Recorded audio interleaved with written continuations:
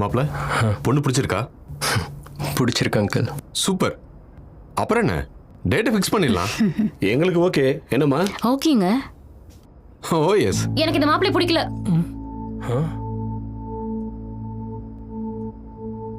கல்யாணத்துலயும் விருப்பம் இல்ல.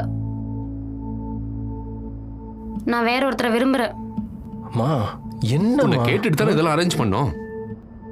அப்பவே சொல்லிருக்கலாம்ல. அப்ப சொல்லணும்னு தோணல. என்னங்க இப்ப நான் இவங்களுக்கு என்ன பதில் சொல்றது?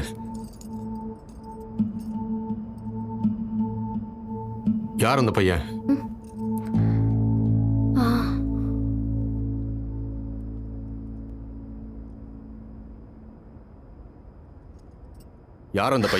கிரண்.